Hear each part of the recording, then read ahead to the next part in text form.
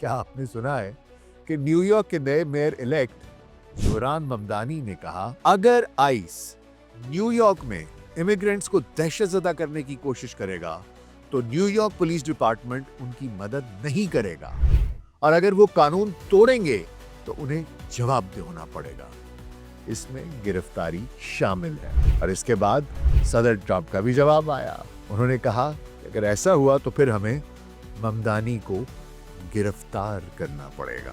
तो जनाब, क्या हम न्यूयॉर्क में एक शोडाउन की तरफ बढ़ रहे हैं? क्या वफाकी और मकामी हुकूमतें आमने सामने आ चुकी हैं? होने क्या वाला है?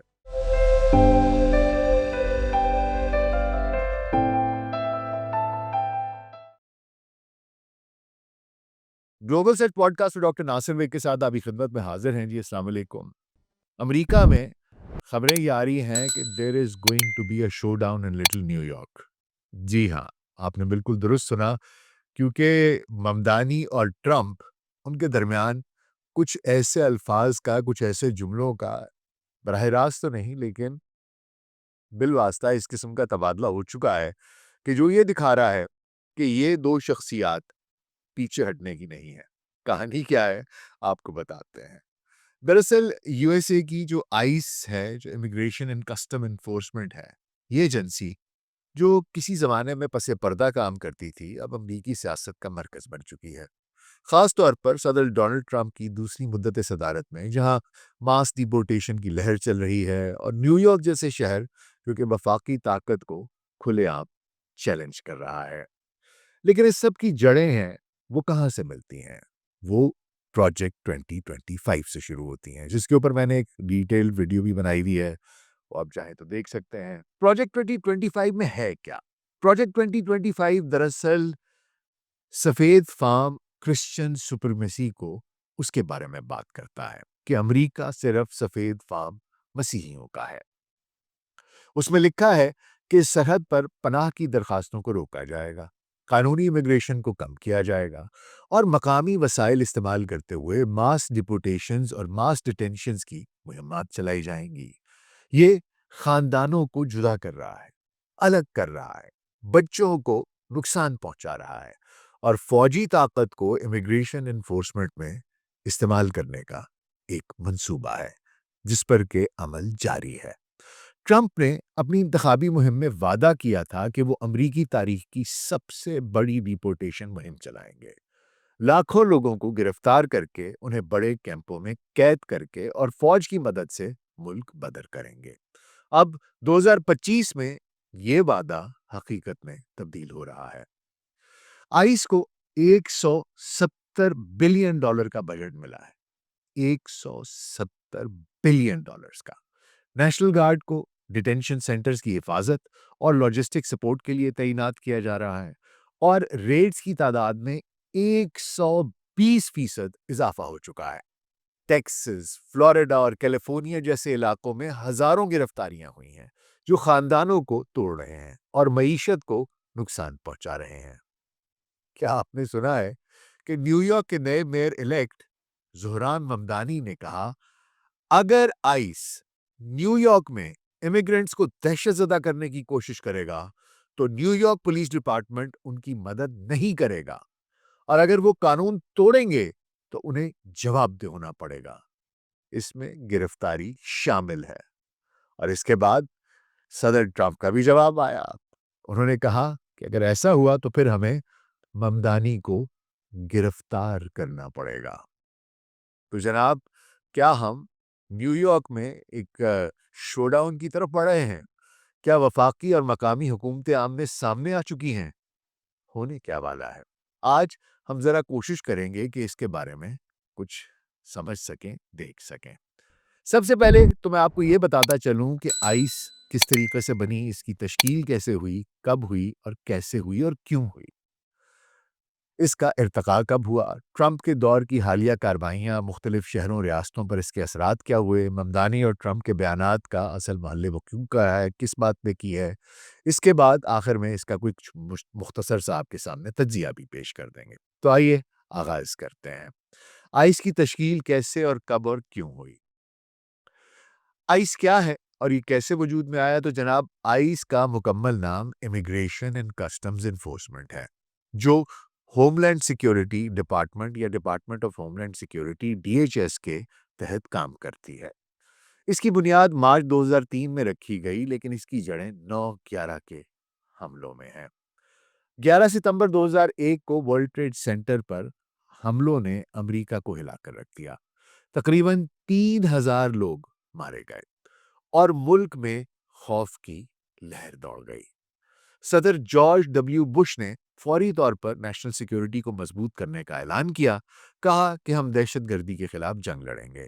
نتیجہ نکلا homeland security act of 2002، جو نومبر 2002 میں کانگریس سے پاس ہو گیا اور دسمبر میں اس پر دستخط بھی ہو گئے۔ اس ایکٹ نے 22 وفاقی ایجنسیوں کو ملا کر ایک نیا ڈپارٹمنٹ بنایا، department of homeland security, جو اب امریکہ کی سب سے بڑی وفاقی ایجنسی ہے۔ اس کے تحت پرانی immigration and naturalisation service INS، جو 1933 سے امیگریشن کنٹرول کر رہی تھی، کو توڑ دیا گیا۔ INS کو 3 حصوں میں تقسیم کیا گیا۔ پہلا تھا CBP، customs and border protection. اس کا کام سرحدوں کی حفاظت، جو اب سرحد پر دیواروں اور چیک پوائنٹس کا ذمہ دار ہے۔ دوسرا تھا USCIS، یعنی کہ US citizen ship and immigration service. یہ شہریت اور ویزے جاری کرنا ان کا کام تھا اور قانونی امیگریشن کو ہینڈل کرنا تھا۔ اور تیسرا تھا ICE، جو کہ اندرونی انفورسمنٹ اور کسٹمز تحقیقات، جو غیر قانونی امیگریشن کی تلاش اور گرفتاری پر فوکس کرتی ہے۔ مارچ 2003 میں ICE کی رسمی تشکیل ہوئی۔ اس نے INS کے اندرونی یونٹس، کسٹم سروسز کی تحقیقات اور دیگر عناصر کو جذب کیا۔ ابتدائی طور پر اس کا فوکس غیر قانونی امیگرنٹس کی گرفتاری، ان کی ڈیپورٹیشن اور سرحد پار سمگلنگ کو روکنا تھا۔ 2003 تک ICE کے پاس، یا پورا جو محکمہ تھا، ان کے پاس 20,000 سے زائد ملازمین نہ تھے، اور بجٹ ان کا سب کا ملا کر $3.7 بلین ہوا کرتا تھا۔ یہ وار آن ٹیرر کا حصہ تھی، جہاں دہشت گردی اور امیگریشن کو آپس میں جوڑ دیا گیا تھا۔ یہ 9/11 کے بعد کی وار آن ٹیرر کا نتیجہ تھا۔ NPR کی 2018 کی رپورٹ میں بو کوپر، جو سابق INS جنرل کاؤنسل ہیں، انہوں نے کہا تھا کہ ICE کو انسداد دہشت گردی کے لیے بنایا گیا، لیکن یہ جلد امیگریشن انفورسمنٹ پر فوکس ہو گئی۔ پروجیکٹ 2025 جیسے منصوبوں نے اسے مزید، جسے کہتے ہیں کہ پولیٹیکلی ایکوپ کر دیا ہے، ایک سیاسی ہتھیار بنا دیا ہے۔ اب سوال یہ ہے کہ کیا یہ ایجنسی سیکیورٹی کا آلہ تھی یا سیاسی ہتھیار؟ آئیے آگے دیکھتے ہیں۔ اس کے بعد ICE کا ارتقا ہوا 2003 سے 2025 تک، اور ICE ارتقا کے مختلف مراحل سے گزری۔ 2003 سے لے کر آج تک ICE ایک چھوٹی تحقیقاتی یونٹ سے بڑھ کر ڈیپورٹیشن مشین بن گئی ہے۔ ابتدائی سالوں میں اس کا فوکس کسٹمز فراڈ اور انسانی سمگلنگ پر تھا۔ 2005 تک اس نے ہزاروں کیسز حل کیے، جیسے چین سے جعلی سامان کی سمگلنگ اور منشیات کی تجارت۔ یہ وقت تھا جب ICE ابھی خفیہ تھی اور لوگ اسے صرف سرحد کی ایجنسی سمجھتے تھے۔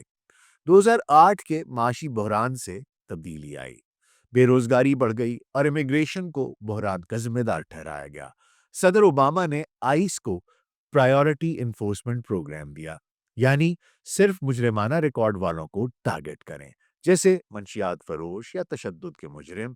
تاہم 2010 سے 2016 میں بھی 3 ملین سے زیادہ ڈیپورٹیشنز ہوئیں، جو تنقید کا باعث بنی۔ مائیگریشن پالیسی انسٹیٹیوٹ 2018 کی رپورٹ کے مطابق ICE نسبتاً مبہم تھی، لیکن اب لائٹننگ راڈ بن گئی، یعنی تنازعات کا شکار ہو گئی۔ ٹرمپ کی پہلی مدت 2017 سے 2021 تک اس پر آئیں تو اس نے اسے تبدیل کر دیا۔ امپاورمنٹ پالیسی سے تمام غیر قانونی امیگرنٹس ٹارگٹ ہوئے، چاہے ان کا کوئی جرم تھا، جرائم سے کوئی تعلق تھا یا نہیں تھا۔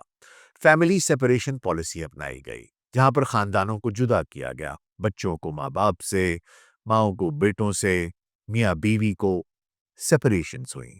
ہزاروں بچے والدین سے الگ ہوئے۔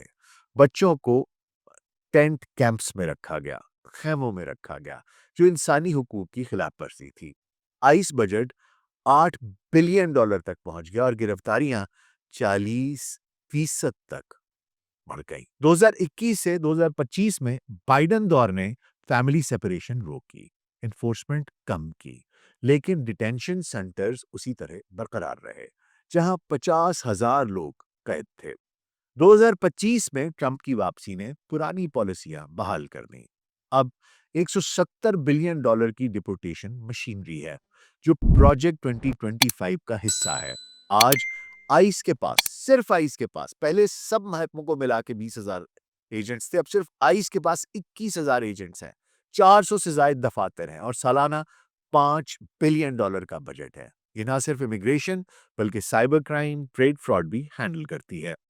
فریڈم فار امیگرنٹس کی 2025 کی ٹائم لائن سے پتہ چلتا ہے کہ آئس نے امریکہ کا سب سے بڑا امیگریشن ڈیٹینشن سینٹر بنایا، جہاں 50,000 سے زائد لوگ قید ہوئے اور نیشنل گارڈ کو لاجسٹک سپورٹ کے لیے بلایا جاتا ہے۔ یہ ارتقا کیا بتاتا ہے کہ آئس اب صرف سیکیورٹی نہیں بلکہ امریکی شناخت کی جنگ کا ایک بہت بڑا سپاہی بنا دیا گیا ہے، جہاں امیگریشنز کو یا امیگرنٹس کو دشمن بنا دیا گیا ہے اور دشمن بنا کر پیش کیا جاتا ہے، دشمن کے طور پر لیا جاتا ہے۔ اب آئیے دیکھتے ہیں کہ یہ جو ٹرمپ کی حالیہ مدت صدارت ہے، یعنی کہ جسے ٹرمپ 2.0 کہا جاتا ہے، اس کی حالیہ کارروائیاں کیا ہیں اور ان کے اثرات کیا ہوئے ہیں۔ 2025 میں ٹرمپ کی دوسری مدت صدارت نے آئس کو $170 بلین کی ڈپورٹیشن مشینری بنا دیا۔ جنوری 2025 میں دستخط شدہ ایگزیکٹو آرڈر نے انفورسمنٹ پرائورٹیز بحال کی، جس سے گرفتاریاں 40% بڑھ گئیں۔ آئس 100 ڈیز رپورٹ اپریل 2025 پروجیکٹ 2025 کے مطابق یہ ماس ڈپورٹیشن کا آغاز ہے، لاکھوں لوگوں کو بغیر سماعت کے ملک بدر کرنا اور نیشنل گارڈ کو مدد کے لیے بلانا۔ اپریل 2025 میں 10,000 فوجیوں کو سرحد پر ریڈائریکٹ کیا گیا۔ جون جولائی میں آئس نے کام کی جگہوں، فارمز، یونیورسٹی کیمپسز، گھروں، ٹریفک سٹاپس، ان تمام جگہوں پر ریڈز کی۔ HIAS کی رپورٹس یہ بتاتی ہیں کہ ٹرمپ نے خاص طور پر ڈیموکریٹک شہروں جیسے لاس اینجلس، شکاگو اور نیو یارک کو ٹارگٹ کرنے کا حکم دیا۔ نیشنل گارڈ کا کردار اس میں کیا رہا جی؟ یہ آئس کی اس کو سہولیات فراہم کرتے ہیں، تحفظ دیتے ہیں، حفاظت فراہم کرتے ہیں اور گرفتاریوں کی لاجسٹک سپورٹ دیتے ہیں اور مظاہرین کو روکتے ہیں، چاہے اس کے لیے زور زبردستی کرنی پڑے۔ جیسے کیلیفورنیا میں 4,000 نیشنل گارڈ اور 700 میرینز کو تعینات کیا گیا تھا۔ کن کن شہروں اور ریاستوں میں جناب اس کے اثرات ابھی تک ہو چکے ہیں، آئیے اس پر بھی نظر ڈال لیتے ہیں۔ سب سے پہلے لاس اینجلس، کیلیفورنیا۔ جولائی 2025 کی وحشیانہ ریڈز نے ہزاروں کو متاثر کیا۔ ہیومن رائٹس واچ کی 4 نومبر 2025 کی رپورٹ کے مطابق یہ دوسرے شہروں کے لیے ایک ماڈل بنا کر پیش کیا گیا۔ اعداد و شمار یہ تھے کہ 6 جون سے 22 جون تک 1618 گرفتاریاں ہوئیں۔ یکم سے 10 جون تک DHS کے یہ بتاتی ہے جناب، DHS کا ڈپورٹیشن ڈیٹا یہ بتاتا ہے کہ 722 افراد کو متاثر کیا گیا۔ مجموعی طور پر اگر بات کریں تو جون جولائی میں 4,163 گرفتاریاں ہوئیں، جس میں زیادہ تر ہسپانک مزدور تھے۔ کار واشز، ہوم ڈیپوز، فیکٹریاں، ان سب پر اثرات پڑے، خاندان بکھرے، ہزاروں بچے یتیم ہوئے، ماں باپ سے جدا ہوئے، اور اس کا نتیجہ نوکنگز احتجاج میں لاکھوں لوگ سڑکوں پر اتر آئے، معیشت کو اربوں کا نقصان ہوا، زراعت میں $278 بلین کا ممکنہ نقصان ہوا، اسکولوں میں حاضری 20% کم ہو گئی، دکانیں بند ہو گئیں، نیشنل گارڈ نے ریڈز کیے، آئس کو حفاظت فراہم کی، جس کی وجہ سے تناؤ مزید بڑھ گیا۔ اس کے علاوہ سانتا اینا، کیلیفورنیا، یہاں پر بھی اکتوبر 2025 پہ بڑے پیمانے پر ریڈز کے بعد شہر میں خوف کا ماحول تھا۔ اعداد و شمار روزانہ کہتے ہیں جی 20 سے 30 گرفتاریاں ہوتی ہیں Orange County rapid response network کے بارے میں، یہ وہ بتاتے ہیں، کہتے ہیں ویکینڈ پہ 12 سے زیادہ افراد ہوتے ہیں جو کہ گرفتار کیے جاتے ہیں، ڈیپورٹیشن کے لیے بھیجے جاتے ہیں، ڈیٹینشن سینٹرز میں منتقل کیے جاتے ہیں۔ مجموعی طور پر جون سے اکتوبر تک 500 سے زیادہ شہری متاثر ہو چکے ہیں، جس میں سے 77% لاطینی آبادی والے شہر ہیں، جہاں امیگرنٹس کی معاشی شراکت 40% ہے۔ آپ سوچئے کہ اگر ایک شہر کی معیشت کا 40% لاطینی امریکی دیکھتے ہیں اور ان کے اوپر اس طریقے سے ریٹس کیے جائیں گے تو کیا شہر کی معیشت پر، اس ریاست کی معیشت پر فرق نہیں پڑے گا؟ اثرات کیا ہو رہے ہیں؟ دکانیں بند ہیں، بچے اسکول نہیں جا رہے، ہوم ڈیپوز اور کار واشز خالی ہیں۔ شہر نے $1,00,000 کا ایمرجنسی فنڈ بنایا ہے، 300 سے زیادہ افراد کا احتجاج ہوا ہے۔ نیشنل گارڈ نے فیڈرل بلڈنگز کی حفاظت کی ہے، جو مزاحمت کو مزید بڑھا رہا ہے، تناؤ بڑھ رہا ہے۔ عام شہریوں میں، آئس میں، نیشنل گارڈز میں اور امن و امان کی صورتحال خراب ہے۔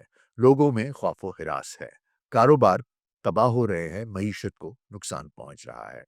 اس کے علاوہ ٹیکسس کی بات کی جائے تو وہاں پر 23.2% قومی گرفتاریاں، یعنی کہ 25,000 سے زیادہ، یہ ڈیپورٹیشن ڈیٹا پروجیکٹ بتاتا ہے۔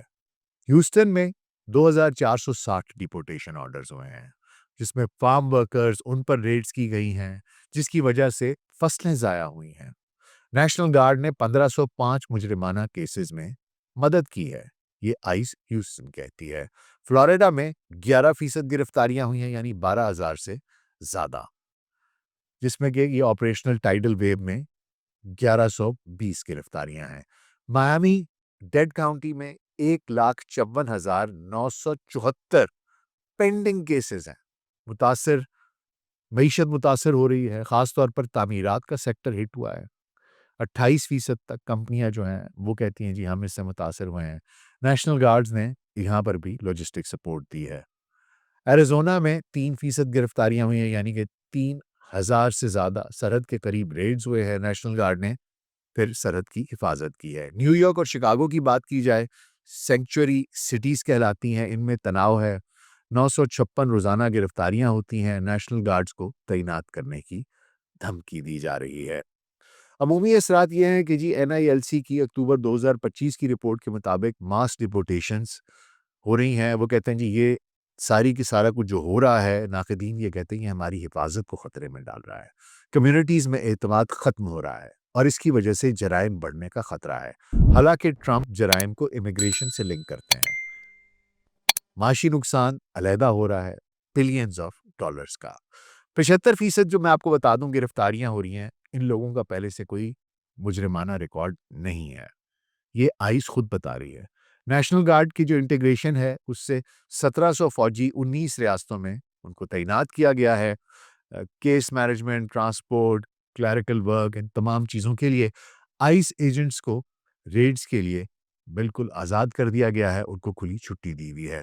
شہری حقوق کی خلاف ورزی کا الزام لگا رہے ہیں ناقدین کہ جناب یہ سب کچھ جو ہو رہا ہے یہ شہری حقوق کی خلاف ورزی ہے۔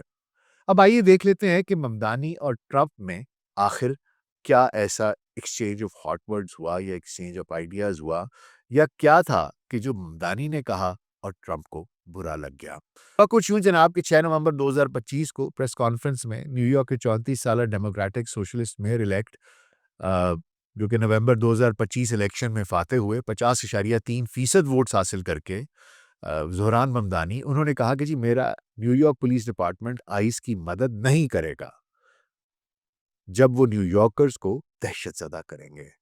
آئس ایک روگ ایجنسی ہے جو قانون کی پرواہ نہیں کرتی، اگر وہ قانون توڑیں تو انہیں جواب دہ ہونا پڑے گا، چاہے ہمیں ان کی گرفتاری کیوں نہ کرنی پڑے۔ اور ممدانی نے آئس پر تنقید کی، اس کو روگ کہا، اور انہوں نے ٹرمپ کو کہا کہ جناب آپ یہ دہشت مت پھیلائیے، دہشت کہا، اور انہوں نے وعدہ کیا کہ میں نیو یارک کو ٹرمپ پروف بناؤں گا، کہ نیو یارک ٹرمپ پروف ہوگا۔ اب ظاہری سی بات ہے، آپ کو بھی علم ہے، جو لوگ ڈونلڈ ٹرمپ کو جانتے ہیں انہیں علم ہے کہ اس قسم کی کوئی بات ہو اور ڈونلڈ ٹرمپ تک پہنچے اور وہ خاموش رہیں، اب ایسا تو ممکن نہیں ہے بھائی۔ تو ہوا کچھ یوں کہ 7 نومبر 2025 کی پریس انٹیگریشن میں لوگوں نے ان سے یہ سوال پوچھا تو انہوں نے کیا جواب دیا؟ انہوں نے کہا اگر ممدانی آئس کو روکیں گے تو ہمیں انہیں گرفتار کرنا پڑے گا۔ یعنی کہ ٹرمپ نے ممدانی کو کہا کہ میں انہی کو گرفتار کر لوں گا، انہوں نے یہاں پر ہی اکتفا نہیں کیا، انہوں نے ان کو کمیونسٹ کہا، ان کی شہریت پر سوال اٹھایا اور پھر نیو یارک سٹی کو کہ فنڈز روکنے کی دھمکیاں بھی دیں۔ ٹرمپ نے مزید کہا کہ ہم ایک کمیونسٹ کو نہیں چاہتے تھے کہ وہ اس کرسی پر آ کر بیٹھے، یعنی کہ وہ نیو یارک کا میئر بنے، لیکن اگر وہ ہے تو اس پر نظر رکھیں گے، یعنی کہ ممدانی صاحب کو کھلا نہیں چھوڑا جائے گا۔